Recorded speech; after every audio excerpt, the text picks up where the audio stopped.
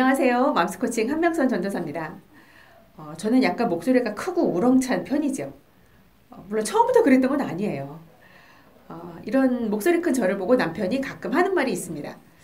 자기 엄마는 자기를 키울 때 한 번도 큰 소리도 안 내시고 매 한 번 안 들고 키우셨다고. 그런데 당신은 왜 그렇게 소리부터 지르느냐고. 근데 가만 보니까 남편이 착한 아들이어서 어머니가 큰 소리를 안 내신 게 아니라 어머님 인품이 좋으셔서 화를 안 내셨다기보다, 물론 어머니 인품은 좋으세요. 그런데 인품 때문에 화를 안 내셨다기보다는 그냥 어머니 목소리 자체가 워낙 작으시고 화를 내더라도 남들이 그걸 화내는 걸로 알아차리지 못하더라고요. 저도 화내지 않고 큰 소리 내지 않고 그렇게 아이들을 키우고 싶었고 충분히 그럴 수 있을 거라고 생각했습니다. 저 원래요, 목소리 엄청 작고 내성적이고 수줍음 많은 사람이었거든요. 근데 이제 아들 둘을 키우면서 득음을 했습니다. 아이들이 2돌 무렵이 되면 슬슬 자아가 생깁니다. 자아가 생긴다는 말은 자기 뜻, 자기 고집이 생긴다는 거고요. 그 말인즉슨 부모님 말을 안 듣기 시작한다는 거죠. 그러면 자연스레 훈육과 징계가 필요해집니다. 근데요, 훈육 이야기를 하기 전에 좀 여쭤볼게요. 아이들은요, 왜 부모의 말을 들어야 할까요? 그 아이도 한 인격체이고 또 자녀를 인격적으로 대해야 한다. 이런 말 이제는 고전처럼 들릴 만큼 아주 일반화된 이야기잖아요. 한 인격이 다른 인격의 충고를 듣는 일이 흔히 볼 수 있는 일일까요? 나 자신을 생각해보면 쉽게 알 수 있겠죠. 나는 누구 말 잘 듣나요? 여러분은 배우자의 조언을 잘 듣습니까? 나도 남의 말을 잘 안 듣는데 내 아이는 왜 내 말을 들어야 하죠? 부모니까? 부모는 아이에게 가장 좋은 것, 가장 옳은 것을 해주니까? 근데 그걸 어떻게 확신할 수 있을까요? 부모가 항상 옳다는 걸. 자, 그 이야기는 마지막에 좀 더 하기로 하고요. 먼저 아이를 훈육하고 징계할 때 명심할 것이 있습니다.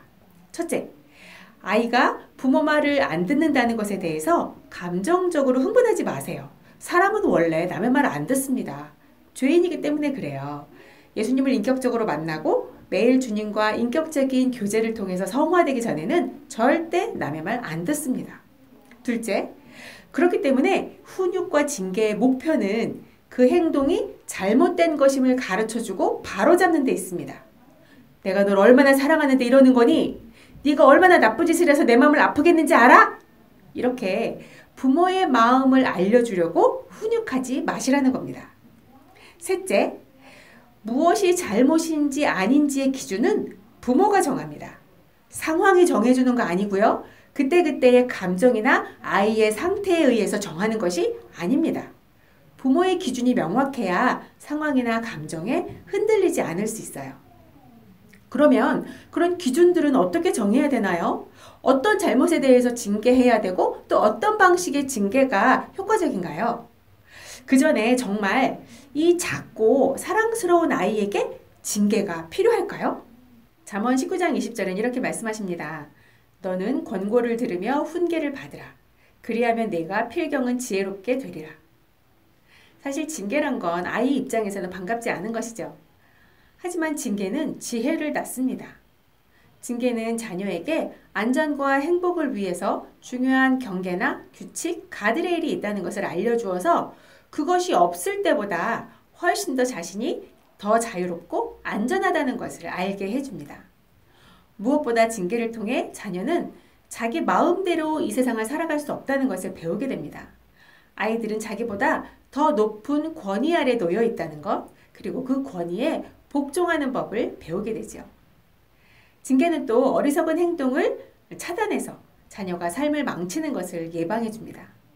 이 모든 것을 통해서 결국 징계를 통해 자녀는 부모가 자신을 사랑하고 있구나, 이것을 깨닫게 됩니다. 한번 상상해 보세요. 전혀 자녀들을 혼내지 않는 부모들.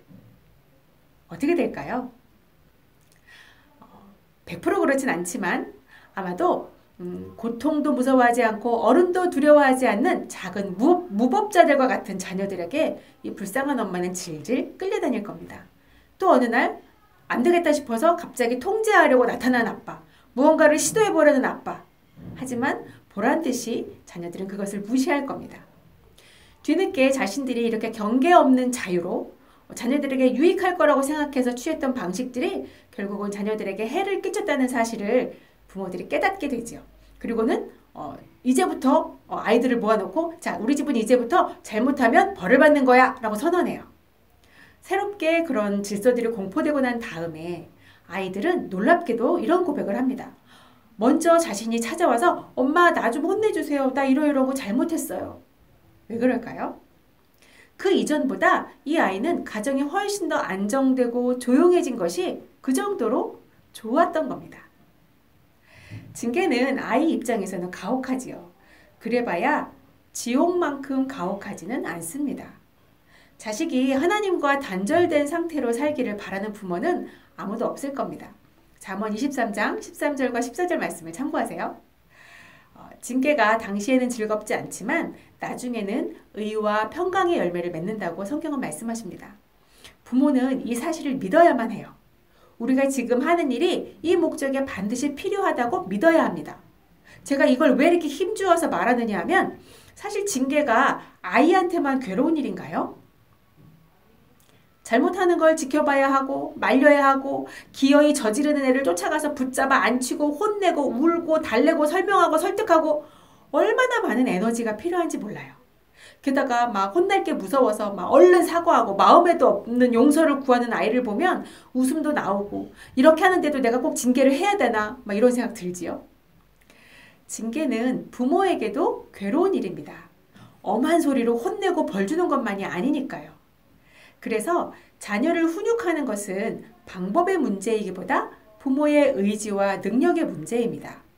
어떤 능력이냐면 이렇게 힘든 일을 끝까지 내가 정말 하려고 하는가? 이렇게 힘든 일을 끝까지 할 수 있는가? 나의 능력과 실력이 의심스러워도 끝까지 자녀가 하나님을 떠나지 않도록 기도하면서 부족한 나의 능력과 지식을 채워주시도록 기도하면서 끝까지 내가 지속할 수 있어야 합니다. 갈라디아서 6장 9절에 말씀하시죠.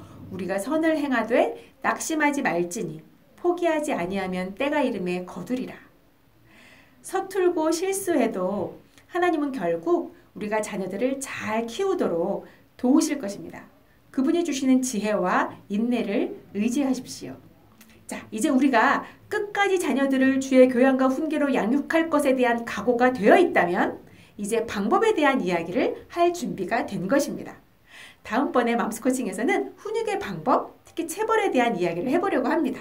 다음 시간을 기대해 주세요.